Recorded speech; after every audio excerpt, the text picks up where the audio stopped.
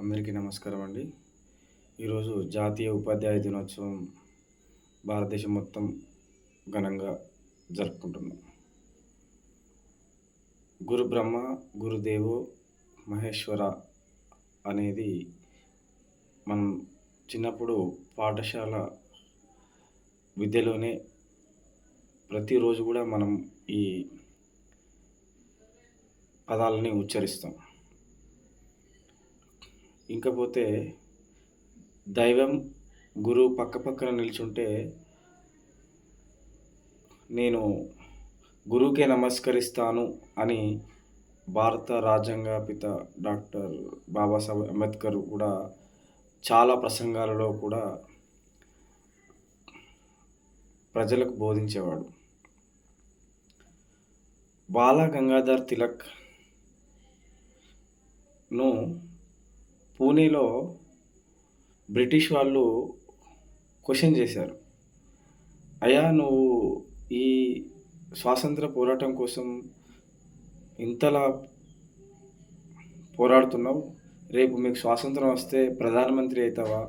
రాష్ట్రపతి అయితావా? గవర్నర్ అయితావా? అని చెప్పేసి బ్రిటిష్ వాళ్ళు అతన్ని క్వెషన్ చేస్తే, లేదు, వాళ్ళందరినీ తయారు చేసే ఉపాధ్యాయుడిని అయితా అని చెప్పేసి అతను చాలా గొప్పగా వాళ్ళకు సమాధానం చెప్పాడు.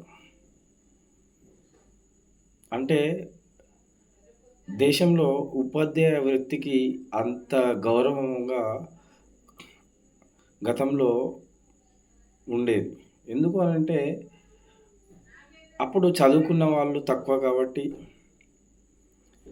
ఉపాధ్యాయులే ఉపాధ్యాయుల నుండే జ్ఞానం అనేది విద్యార్థులను గ్రహించేవాళ్ళు. చాలామంది విద్యార్థులు ఉపాధ్యాయుల యొక్క నడవడికల్ని, వాళ్ళ ప్రవర్తనలను, వాళ్ళ క్రమశిక్షణను చాలా వరకు కూడా అక్కడి నుంచే పుణికిపుచ్చుకునేవారు. కానీ నేడు ఉపాధ్యాయ వృత్తి అంటే మరి అది పాలకుల తప్ప, లేదంటే ఉపాధ్యాయులు తప్ప, గడిచిన దశాబ్ద కాలం నుంచి విద్యార్థులకు, ఉపాధ్యాయులకి చాలా అంటే గ్యాప్ అనేది వచ్చింది. అంటే ఇద్దరి మధ్యలో అన్యోన్యత భావం అనేది చాలా వరకు లోపించింది. దానివల్లనే విద్యలో, పాఠశాల విద్యలో చాలా నాణ్యత అనేది తగ్గిపోయింది. అందుకోసమే చాలా వరకు గడిచిన దశాబ్ద కాలం నుంచి విద్యలో నాణ్యత లేకపోవడం వల్లనే చాలామంది జీవితాలు ఆగమవుతున్నాయి. "మొక్కై వంగనిది మ్రానై వంగున" అనే సామెత నానుడికి మనం దాన్ని ఆలోచిస్తే పాఠశాల విద్య అనేది చాలా అవసరం. నాణ్యత అనేది చాలా అవసరం. కాబట్టి అప్పుడు అంటే గతంలో విద్యను చాలా విలువలతో కూడినటువంటి విద్యను ఉపాధ్యాయులు విద్యార్థులకు అందించేవారు. ఇకపోతే డాక్టర్ సర్వేపల్లి రాధాకృష్ణన్ 1888 సెప్టెంబర్ సరిగ్గా ఈ రోజునే మద్రాస్ రెసిడెన్సీలో, నేడు తమిళనాడులోని తిరుచ్చని, చిత్తూరు డిస్ట్రిక్ట్‌కి 60 కిలోమీటర్ల దూరంలో అతను తిరుచి అనే గ్రామంలో జన్మించాడు. వాళ్ళ తండ్రి తహసీల్దార్‌గా, వాళ్ళ అమ్మ హౌస్ వైఫ్‌గా ఉండేవారు. డాక్టర్ సర్వేపల్లి రాధాకృష్ణన్ గారు ఉపాధ్యాయ వృత్తి నుంచి భారతదేశ రాష్ట్రపతిగా ఎదిగిండంటే అతని యొక్క క్రమశిక్షణ, అతని యొక్క జ్ఞానము మనం ఏ విధంగా ఉందో అనేది తెలుసుకోవచ్చు.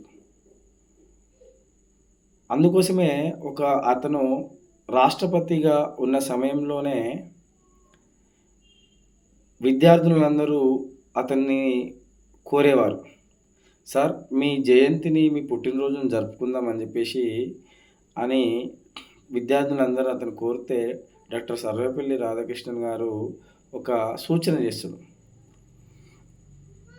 మీరు నా పుట్టినరోజును జరపాలనంటే అది భవిష్యత్ తరాలకు అంటే ఉపాధ్యాయునికి, విద్యార్థులకు ఎలాంటి సంబంధాలు అంటే ఎలాంటి విలువలతో కూడినటువంటి సంబంధాలు ఇప్పుడున్నాయో, భవిష్యత్ తరాలకు గూడా ఇలాంటి సంబంధాలుండాలి.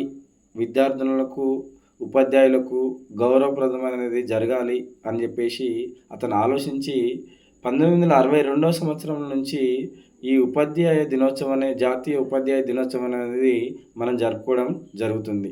అందుకోసమే డాక్టర్ సర్వేపల్లి రాధాకృష్ణన్ గారి సూచన మేరకే జాతీయ ఉపాధ్యాయ దినోత్సవం జరుపుకున్నాం. ఈ ఉపాధ్యాయ దినోత్సవం రోజునే చాలామంది విద్యార్థినులు ఉపాధ్యాయులకు గౌరవించడం, ఇంకా అనేక సాంస్కృతిక కార్యక్రమాలని ప్రతి ఒక్క పాఠశాలలో జరుపుకుంటున్నారు. అంటే ఇది జరుపుకోవడం వల్ల విద్యార్థినులకు ఉపాధ్యాయుల యొక్క విలువలు, వాళ్ళ యొక్క క్రమశిక్షణ, వాళ్ళ యొక్క నడవడిక అనేది భవిష్యత్ తరాలకు ఇది ఒక మార్గంగా ఉండాలనే ఉద్దేశంతోని ఇది జరపాలని జెప్పేసి డాక్టర్ సర్వేపల్లి రాధాకృష్ణన్ గారు ఒక ముందు చూపుతో దీన్ని ఆలోచించి జరపడం జరుగుతుంది.